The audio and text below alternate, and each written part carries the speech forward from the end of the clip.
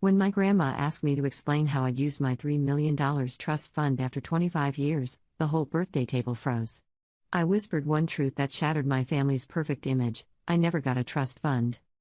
The question came during dessert, right after my grandmother's 90th birthday cake had been cut and distributed. She'd been reminiscing about her legacy, about how proud she was to have given each grandchild a foundation for their futures. Then she turned to me with those sharp blue eyes that age hadn't dulled one bit. "Emma, dear, you've been so quiet about your trust fund over the years. Tell us, how did you invest it? Real estate? Stocks? I've always wondered." My fork clattered against the china plate. Around the table sat my parents, my older brother Michael with his wife, my younger sister Claire, and various aunts and uncles. Everyone had stopped eating. The silence stretched until it became uncomfortable. "I'm sorry, Grandma. What trust fund?" Her face crumpled in confusion. "The $3 million I set up for you when you turned 18, sweetheart." Same as Michael and Claire. My mother's face had gone pale.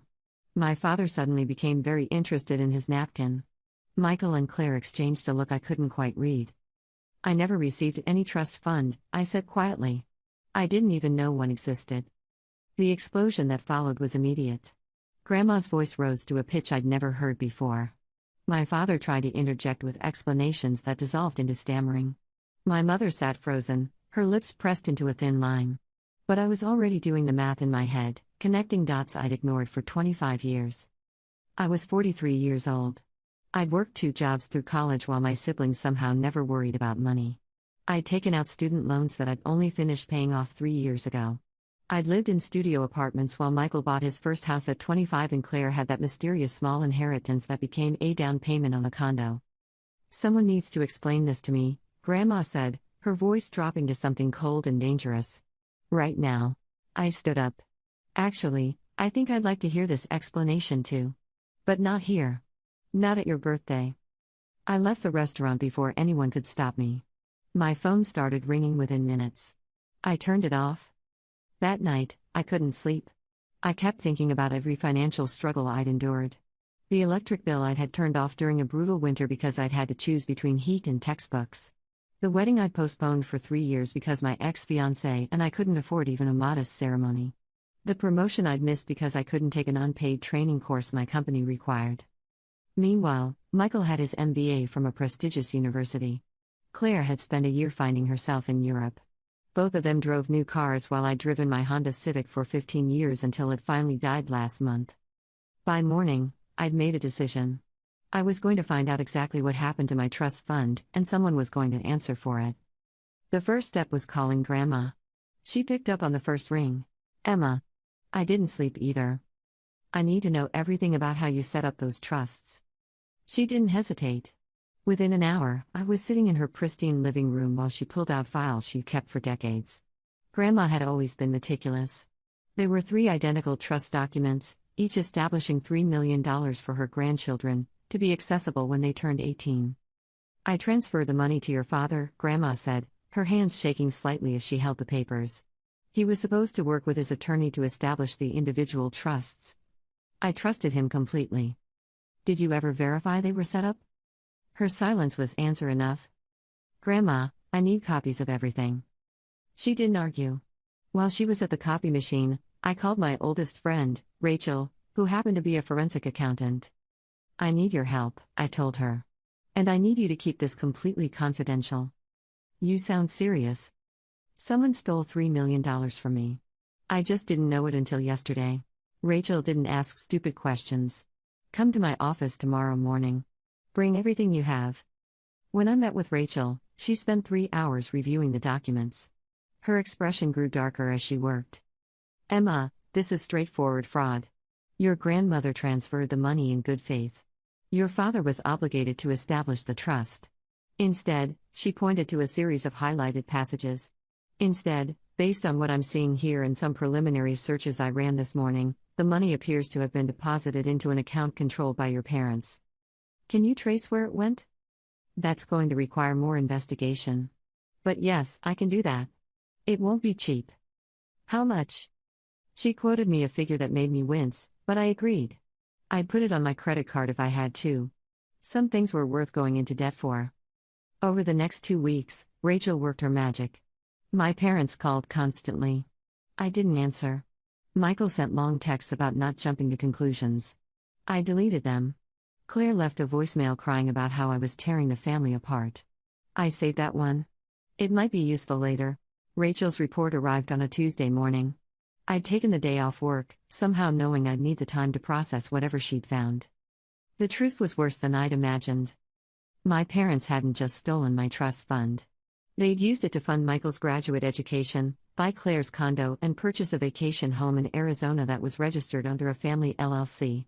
There were also significant transfers to investment accounts in my father's name. They'd essentially treated my $3 million as their personal bank account. But here's what made it truly devastating: they'd set up legitimate trusts for Michael and Claire.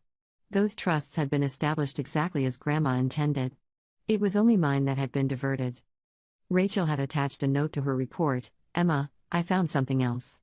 You need to see the dates of these transactions. The dates told a story I hadn't wanted to believe. The money had been transferred out of the account my grandmother had set up within weeks of my 18th birthday. But there was a 3-month gap before the first large withdrawal. During those 3 months, there had been several smaller transactions. Rachel had tracked them down. They were payments to private investigators. I don't understand, I told her over the phone. Why would they hire investigators? I found the Pi firm. They're still in business. I contacted them with a carefully worded inquiry. Emma, they were investigating your birth parents. The world tilted. What? You're adopted, aren't you? Yes, but what does that have to do with anything? Rachel's voice was gentle.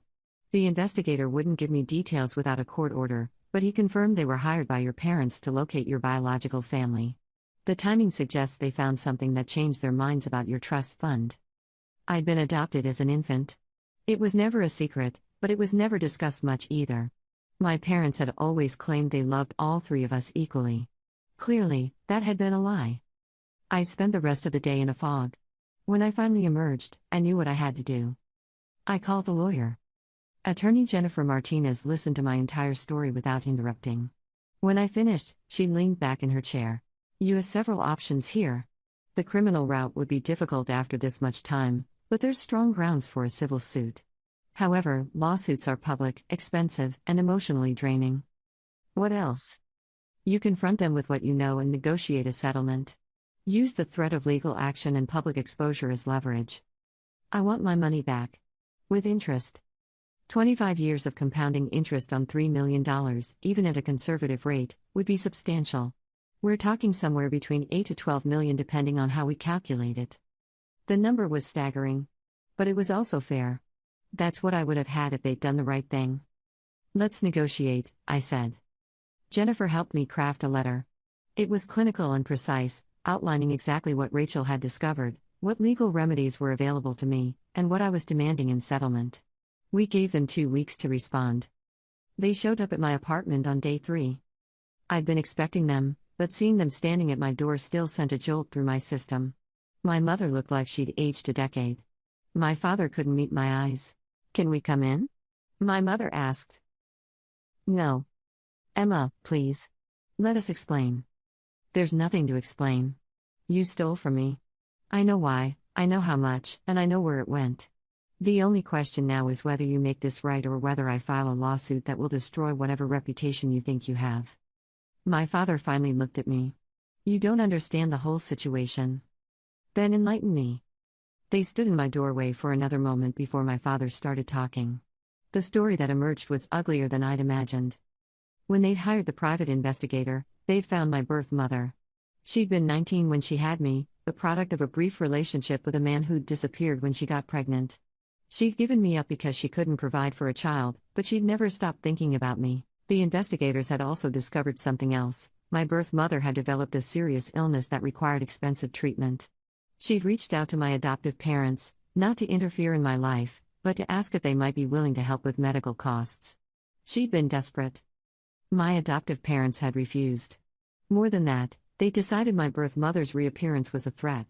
What if she wanted a relationship with me? What if she tried to claim some of my trust fund? What if I chose her over them? So they'd made a decision. They'd taken my trust fund and distributed it to their real children. The ones who were biologically theirs. The ones who wouldn't be distracted by a birth parent's sudden appearance.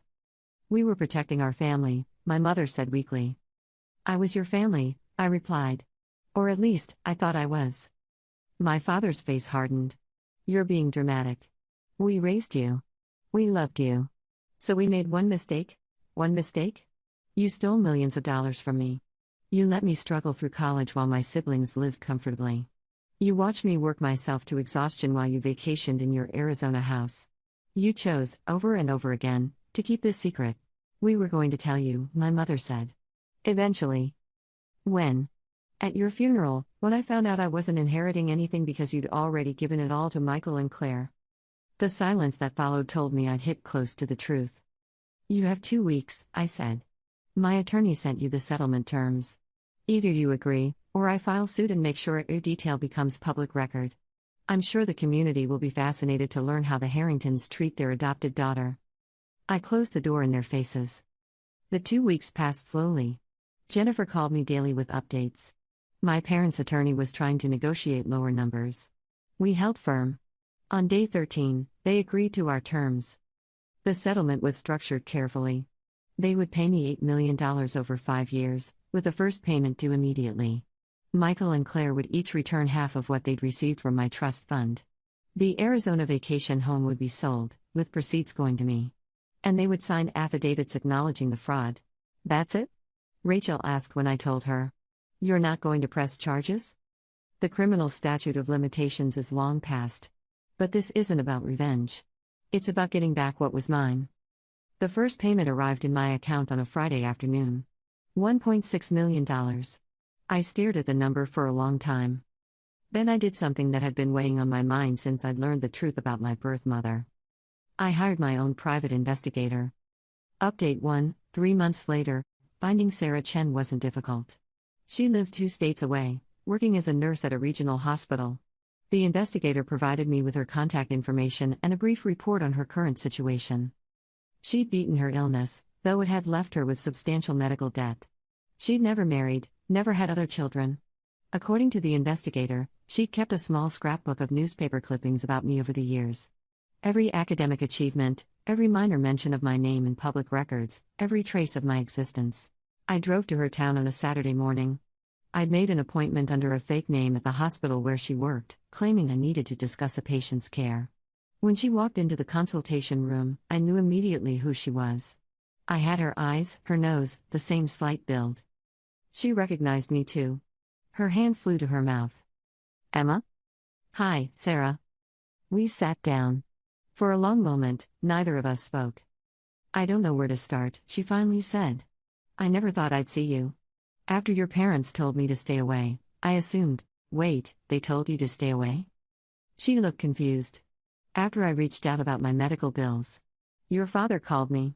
He said you were happy and settled, that bringing me into your life would only cause problems. He said if I really loved you, I'd leave you alone. Another lie. Another manipulation. They didn't tell me you'd contacted them, I said. They didn't tell me anything until a few months ago, and only because I forced the truth out of them. I explained everything. The trust fund, the theft, the settlement. Sarah's face cycled through shock, anger, and finally, sadness. I never wanted to cause problems, she said. I just thought, maybe, if they could help a little with the bills, I wouldn't have to declare bankruptcy. I never wanted to take anything from you. You didn't take anything from me. They did. We talked for 3 hours. Sarah told me about my birth father, who'd been a college student she'd met during a summer job. He'd left before she even knew she was pregnant. She told me about the hardest decision of her life, placing me for adoption with people she'd been assured would give me everything she couldn't. Did you want to know me? I asked. Back then, I mean. If circumstances had been different? Every single day, she whispered. But I signed away my rights. I couldn't legally contact you until you were 18, and by then, your parents made it clear I wasn't welcome. When I left her that day, I'd written her a check for $50,000. This is for your medical debt, I told her. And Sarah, I'd like to get to know you, if you're interested. She cried. So did I. Over the next few months, Sarah and I built a careful relationship. We met for coffee, exchanged emails, talked on the phone. She was kind and funny and deeply thoughtful. She asked questions about my life with genuine interest. She never pushed for more than I was willing to give. My adoptive family, meanwhile, was disintegrating. Grandma had cut my parents out of her will entirely. Michael's wife had filed for divorce after learning he'd benefited from stolen money. Claire had been forced to take out a loan to repay her portion of my settlement, and she'd stopped speaking to our parents entirely.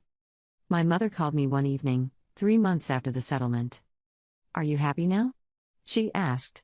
"You've destroyed this family." "I didn't destroy anything. You did, 25 years ago. We raised you. We gave you a home, an education, a family. And then you decided I wasn't worth as much as your biological children. You know what the worst part is? It wasn't even the money. It was knowing that when it came down to it, I was expendable to you. That's not true." "Then why did you do it?" She was silent for a long time. When she finally spoke, her voice was small. "I was afraid of losing you. When Sarah reached out, when I saw how sick she was, I thought maybe she'd use that to get close to you. Maybe you'd pity her and choose her over us. And Michael and Claire were struggling financially, and it seemed like the money could solve so many problems, and you were always so independent, so capable. We thought you'd be fine without it. So you made a choice? You chose to betray me rather than trust me. We made a mistake." "You made a choice," I repeated. "Mistakes are accidents. This was deliberate." I hung up on her. It was the last time we spoke. Update 2, 1 year later. A year after that disastrous birthday dinner, my life looked completely different. I'd left my old job and started a nonprofit organization focused on helping adopted children connect with their birth families when appropriate. Sarah served on the board of directors. We'd helped reunite 17 families in our first 6 months of operation. The rest of my settlement money had been invested conservatively. I'd bought a small house with a garden. I'd traveled to places I'd only dreamed about. But mostly, I'd invested in building a life that felt authentic. Sarah and I had dinner every Sunday. She'd met Rachel and my closest friends. She'd been nervous at first, worried she was overstepping, but gradually she relaxed into our relationship. We weren't trying to manufacture a traditional mother-daughter bond. Instead, we were building something new, something that worked for both of us. Grandma invited me to Thanksgiving that year. She made it clear my parents weren't welcome. "I've made some changes to my estate," she told me over pie. "I'm leaving everything to you, Emma. Michael and Claire will receive small bequests, but the bulk of it comes to you." "Grandma, you don't have to do that." "Yes, I do. I trusted your parents to do right by you, and they betrayed that trust. This is my way of making amends. You didn't do anything wrong. I didn't verify. I didn't check. I assumed that because they were my son and daughter-in-law, they'd be honest. That was naive." I took her hand. "I forgive you. I hope you know that." She squeezed my fingers. "You're a better person than I deserve." On Christmas Eve, I received an unexpected package. Inside was a letter from Claire. "Emma," it read. "I know I don't deserve your forgiveness. I knew what Mom and Dad had done, even if I didn't know all the details. I benefited from your money, and I never questioned it. I told myself it wasn't my fault, that I didn't know where the money came from, but that was a lie. I knew something wasn't right. I just didn't want to look too closely. I'm working on paying you back, but it's going to take time. My divorce cost me almost everything. But I wanted you to know that I'm trying. I'm in therapy now, working through why I went along with it, why I didn't stand up for you. I don't expect us to be sisters again. I don't know if we ever really were, from your perspective. But I wanted to say I'm sorry and I'm ashamed, and if there's ever anything I can do to make even a small dent in the damage I caused, I'll do it. Your sister, if you'll still claim me, Claire." I read the letter 3 times. Then I called her. "Hello?" She sounded tentative. "I got your letter." "Oh. Emma. I didn't think you'd call." "I'm not ready to forgive you yet," I told her. "But I appreciate the apology. That took courage. It was the least I could do. Keep working on yourself, Claire. Maybe someday we can rebuild something." "I'd like that." We talked for 20 minutes. It was awkward and painful, but it was also honest in a way our relationship had never been before. Michael never apologized. According to Claire, he'd convinced himself he deserved the money, that it was compensation for being the oldest, for having more responsibilities. Some people will justify anything to protect their self-image. On New Year's Eve, I hosted a small gathering at my house. Sarah was there, along with Rachel and a few other close friends. As midnight approached, Rachel raised her glass.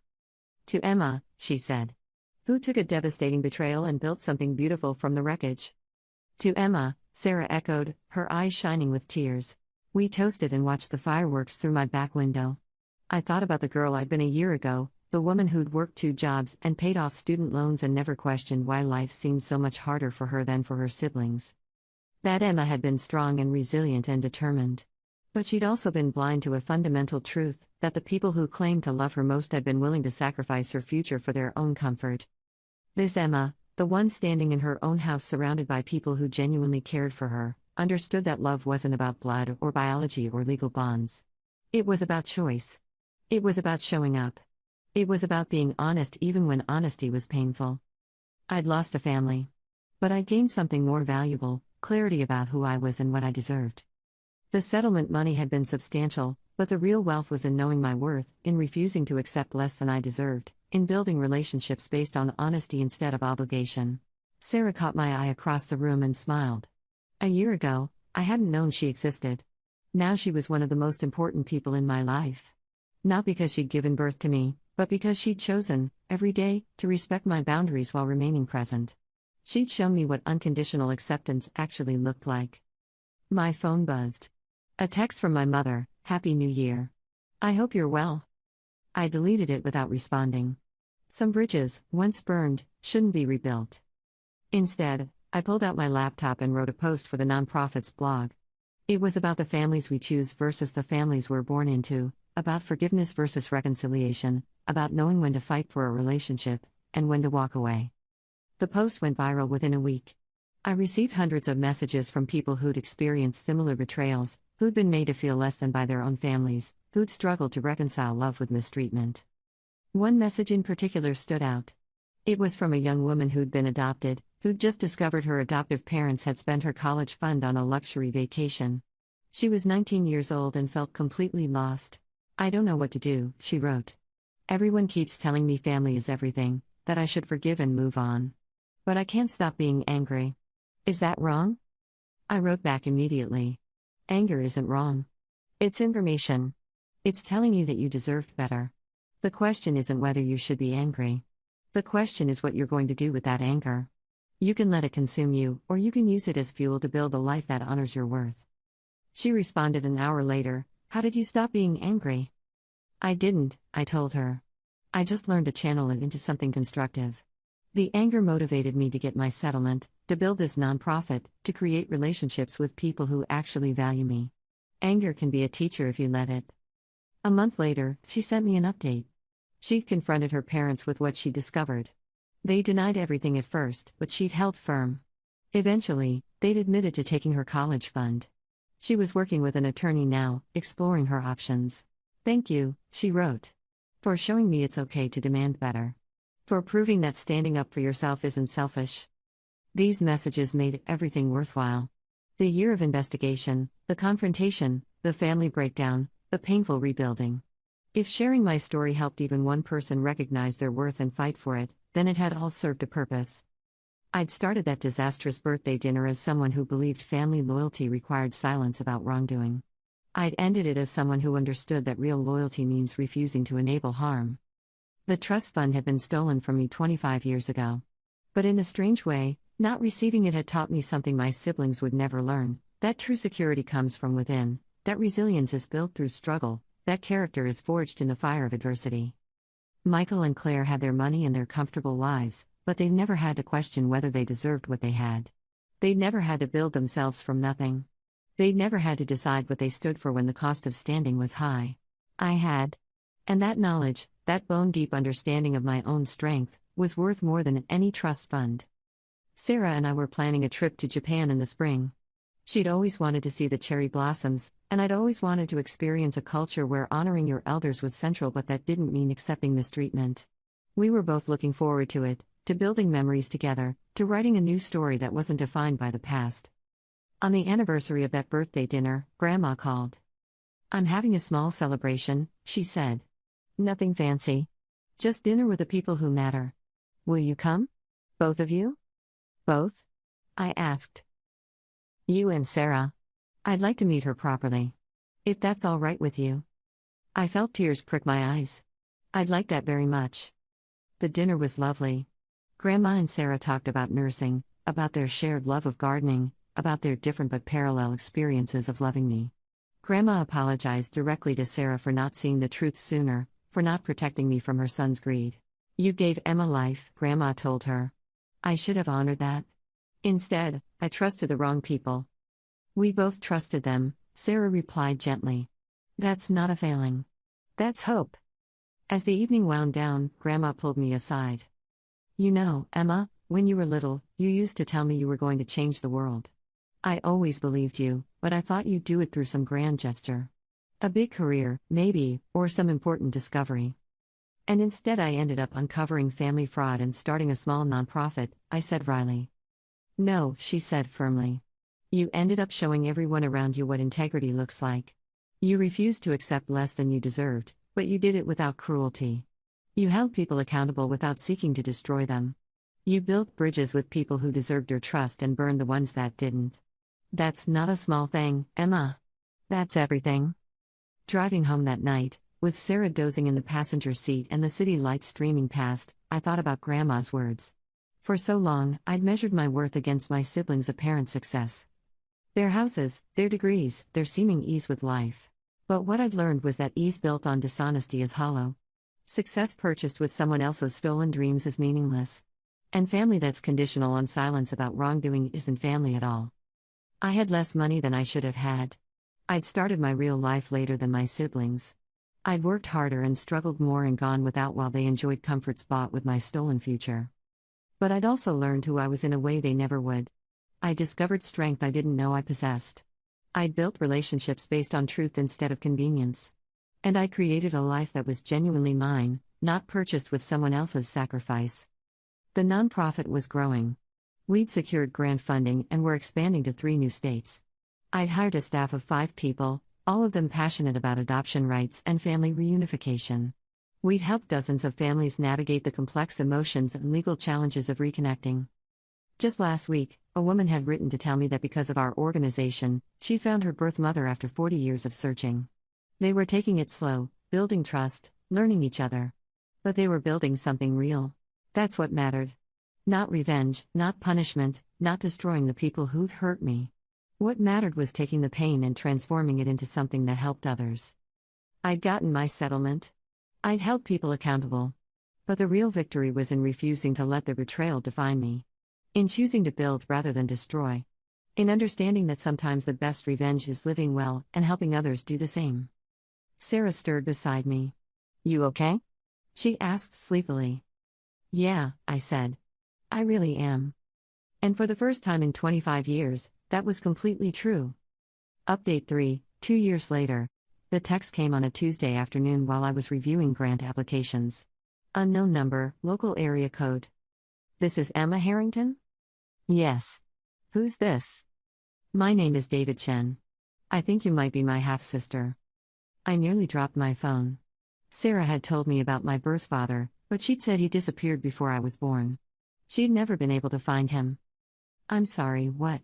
"My father was James Chen. He passed away 6 months ago. When we were going through his things, we found letters.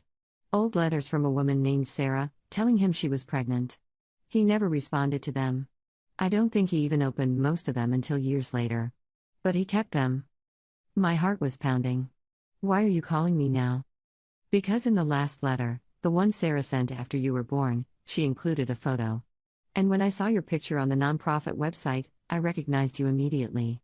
Same eyes, same smile. I showed it to my sister, and she agreed. We wanted to reach out. I made arrangements to meet David 3 days later at a coffee shop halfway between our cities. Sarah offered to come with me, but I told her I needed to do this alone. She understood. David walked in carrying a worn folder. He was 45, 2 years older than me, with dark hair going gray at the temples and those same eyes Sarah had mentioned. "Our eyes?" "Emma," he said, extending his hand. "Thank you for meeting me." We sat down, and he opened the folder. Inside were Sarah's letters, yellowed with age and creased from repeated folding. There were dozens of them, spanning the months before and after my birth. "Our father was a difficult man," David said quietly. "Brilliant but selfish. He got a full scholarship to grad school and convinced himself nothing else mattered. When these letters came, he just filed them away. By the time he finally read them, years had passed. He hired an investigator to find you, but the adoption was closed. He couldn't get through. Did he try? According to his journals, he did. But your adoptive parents had good lawyers. He was told in no uncertain terms that any attempt to contact you would result in legal action. So he stopped. But he never threw away the letters. I picked up one of them, dated 3 months before I was born. Sarah's handwriting was young and uncertain.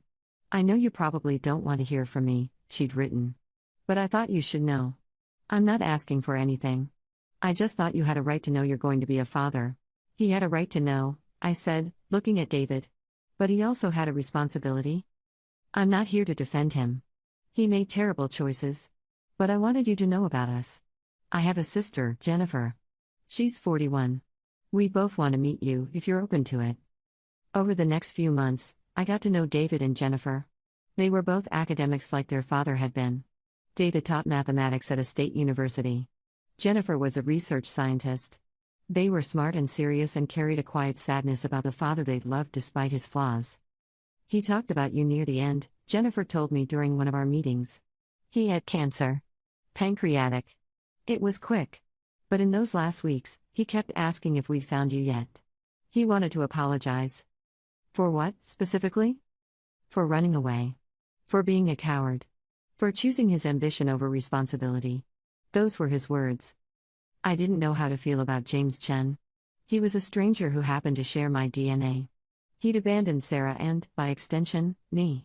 But he'd also been human, flawed and complicated. Did he have a good life? I asked.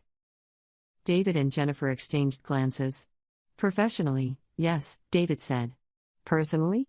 I don't think so. He was married twice. Both ended badly. He had us, but he wasn't present the way a father should be. He was always working, always focused on the next paper, the next grant, the next achievement. He was lonely, Jennifer added. Especially after we grew up and moved away. I think he finally understood what he'd lost. Not just you, but the chance to be someone other than who he'd become. Sarah met them a month later. It was awkward at first. David and Jennifer knew their father had wronged her, and she knew they'd suffered their own version of his emotional absence. But gradually, they found common ground in their shared connection to me. I used to imagine what he was like, Sarah told them. I created this whole fantasy version where he was kind and thoughtful but just too young to handle the responsibility. Hearing the truth is actually freeing. I don't have to wonder anymore. David pulled out another envelope from his bag. He left something for Emma. We didn't know if we should give it to you, but Jennifer and I agreed you should have the choice. Inside was a letter, dated 3 months before James Chen died. Dear Emma, it began. I will never meet you. I know that now. Your adoptive parents made their position clear 20 years ago, and I lacked the courage to push past their boundaries. But I wanted you to know that I think of you. I have followed your life from a distance as much as I could. I know about your nonprofit. I know you found Sarah. I know you're doing good in the world. I abandoned you before you were born. There's no excuse for that, no justification that makes it acceptable. I was 21 years old and terrified of derailing my future. So I ran. I told myself Sarah would be fine, that the baby would be fine, that it wasn't my problem to solve. I was wrong about everything. Sarah deserved better. You deserved better. I robbed you both of the chance to know me, but more importantly, I robbed myself of the chance to know you. That's my punishment, and it's a just one. I'm leaving my estate to David and Jennifer, as is right. They're my children too, and they endured my failures as a father for their entire lives. But I've established a scholarship fund in your name. It's for adopted children who want to pursue education. It's a small thing, inadequate really, but it's all I can offer now. I hope your life is full of love and meaning. I hope you found peace with your adoption. And I hope, somehow, you can understand that my failure wasn't about you. It was always about me. With regret and respect, James Chen. I read the letter 3 times. Then I folded it carefully and put it back in the envelope. The scholarship fund, I said. Is it real? Yes, David confirmed. It's administered through his university. It will fund full tuition for 1 student per year, in perpetuity. He could have done this while he was alive. I know. But he was afraid it would look like he was trying to buy forgiveness. Instead, he waited until he was dead so he wouldn't have to face any consequences at all. I heard the bitterness in my voice but didn't try to hide it. Jennifer leaned forward. Emma, we're not asking you to forgive him. We're not even asking you to understand. We just wanted you to know the full story. I looked at these two people who were my half-siblings, who'd grown up with a father I'd never know, who carried their own wounds from his emotional unavailability. They weren't responsible for his choices any more than I was. Thank you for finding me, I said. And for being honest about who he was. I don't know if I'll ever be able to think of James Chen as my father. But I'm glad to know you both. We agreed to stay in touch. It wasn't the same as the relationship I'd built with Sarah, but it was something. Another piece of the puzzle of who I was and where I'd come from. When I told Sarah about the letter, she was quiet for a long time. Do you wish he'd fought harder? I finally asked. I used to. But now? I think everything happened the way it needed to. If he'd been in your life, you might have been raised by someone emotionally distant. Your adoptive parents, for all their faults with the trust fund, gave you stability. And you found me anyway, when the time was right. You're making excuses for him. No, she said firmly. I'm just recognizing that life is complicated. He made terrible choices, but those choices led to your adoption, which eventually led to us finding each other. I can't regret the path that brought us here, even if parts of it were painful. The scholarship fund created an unexpected complication. The university wanted to publicize it, to honor James Chen's legacy. But that would mean revealing my existence, explaining the complicated family history, making public something I'd kept private. I consulted with David and Jennifer. They agreed the story shouldn't be shared without my consent. Instead, we worked with the university to create a scholarship in honor of adopted children and their resilience without mentioning the personal connection. The first recipient was announced 6 months later. Her name was Maya Rodriguez. She was 18 years old, adopted from foster care at age 12, and wanted to study social work. When I met her at the scholarship ceremony, she reminded me of myself at that age, determined, independent, slightly guarded. Thank you, she said. This scholarship means I won't have to work full-time while going to school. You would have managed either way, I told her. But you shouldn't have to. That's the point. She looked at me curiously. The program coordinator said you were involved in establishing this scholarship. Are you adopted too? I am. Did you ever meet your birth parents? My birth mother, yes. We have a good relationship now. My birth father passed away before I could meet him. Do you regret that? I considered the question carefully. I regret that he didn't take responsibility when it mattered. But I don't regret the life I've lived. The struggles made me who I am. Maya nodded slowly. Everyone keeps telling me I should be grateful to be adopted. Like I should just forget about where I came from and be happy with where I ended up. You can be both, I said. Grateful for the good parts and angry about the hard parts. Those feelings aren't mutually exclusive. My adoptive parents are nice, she said quietly. But they don't really get it. They think love is enough. They don't understand that being adopted means carrying loss, even when you're happy. I gave her my card. If you ever need someone to talk to who understands, call me. No pressure, no expectations. Just someone who's been there. She took the card and studied it. You run the Adoption Reunion nonprofit. I do. Because of your own experience? Partly. Also because I learned that the best way to heal from something is to help others navigate it. 3 months later, Maya called. She'd found information about her birth mother and was terrified to reach out. I talked her through it, helped her craft a letter that was honest but not demanding, and supported her when the response came back. Her birth mother wanted to meet. I attended their first meeting as a neutral facilitator. It was beautiful and heartbreaking watching them navigate the complicated terrain of reunion. Maya's birth mother cried and apologized and explained the impossible circumstances that had led to Maya entering foster care. Maya listened and asked questions and slowly began to understand that her birth mother's choice had been made out of desperation, not lack of love. Afterward, Maya asked me about my parents. The adoptive ones who'd stolen my trust fund. Do you ever talk to them? No. Do you miss them? I miss the parents I thought they were.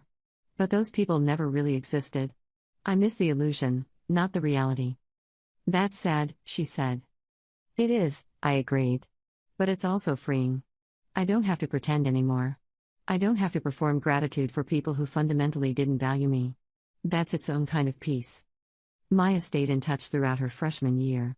She was thriving in school, maintaining relationships with both sets of parents, building a life that integrated all parts of her identity. Watching her navigate it with such grace and maturity made me proud. The nonprofit continued to grow. We'd expanded to 7 states and helped over 200 families. We'd also started a scholarship program of our own, funded by my settlement money, for adopted children pursuing higher education. Claire reached out during this time. She'd finished paying back her portion of the settlement, and wanted to know if I'd be willing to have lunch. "I'm not asking to be best friends," she said when we sat down at a restaurant. "I know I don't deserve that. But I'd like to try to build something, if you're willing." "Why now?" I asked. "Because I've spent 2 years in therapy working on myself. Because I've had to face what I did and why I did it. Because I'm tired of living with the guilt. So this is about making yourself feel better." She flinched but didn't look away. "Partly, yes.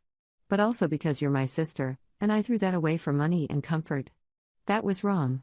I was wrong." We talked for 2 hours.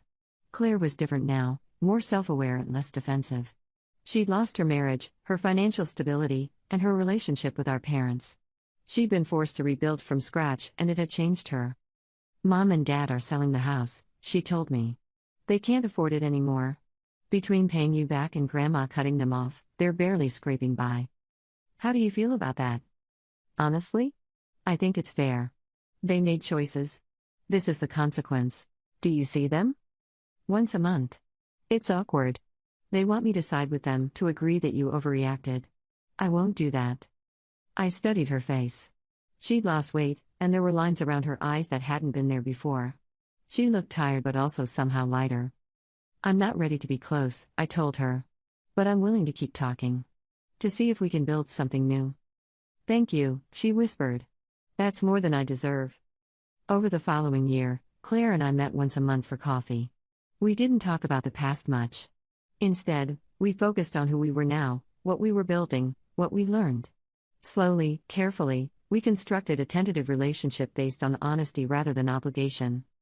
Michael never reached out. According to Claire, he'd convinced himself that he'd earned his share through some twisted logic about birth order and family responsibility. He'd cut off contact with everyone except our parents, who still maintained he'd done nothing wrong. "He's living in a fantasy," Claire said. "He has to, or he'd have to face what he really is." Grandma passed away peacefully in her sleep 2 months after her 92nd birthday. She left me her entire estate as promised, her house, her savings, her investments. It totaled nearly $4 million. The will included a letter. "Emma," it read. "Use this to keep building. Keep helping families find each other. Keep showing the world what integrity looks like. You've already made me prouder than you'll ever know. With all my love, Grandma." I used part of the inheritance to expand the nonprofit to a national scale. We hired 15 more staff members, opened offices in 5 major cities, and launched a comprehensive program for adoptees at every stage of life. Sarah and I traveled to Japan as planned. We spent 2 weeks exploring Tokyo, Kyoto, and smaller towns, eating incredible food and walking through gardens filled with cherry blossoms. One evening, sitting in an onsen overlooking a mountain valley, Sarah turned to me. "Are you happy?" she asked. "Yes," I said. "Are you?" "More than I ever thought possible. I spent so many years thinking I'd made this terrible mistake, giving you up. But you've become this amazing person who helps so many others. I like to think maybe I did the right thing after all." "You did what you had to do. And yes, it was the right thing. But Sarah? You didn't lose me. We found each other." She reached over and squeezed my hand. We sat in comfortable silence, watching the sun set over the mountains, 2 women who'd taken separate paths but ended up exactly where they needed to be. Sometimes the greatest gift we can receive from betrayal is clarity. When people show you who they really are, believe them. When your worth is questioned by those who should protect it, that's not a reflection of your value, it's a revelation of their character. Real strength isn't found in perfection or in having everything work out the way it should. It's found in rebuilding after devastation, in choosing honesty over comfort, in extending trust to those who earn it while refusing to waste it on those who don't. And if you're reading this because your own family has failed you, know this: you are not defined by their failures. Your worth was never theirs to diminish. The family that matters most is the one you choose through your actions, through your integrity, through your refusal to accept less than you deserve. Sometimes love means holding people accountable. Sometimes it means walking away. But it always, always means honoring your own truth.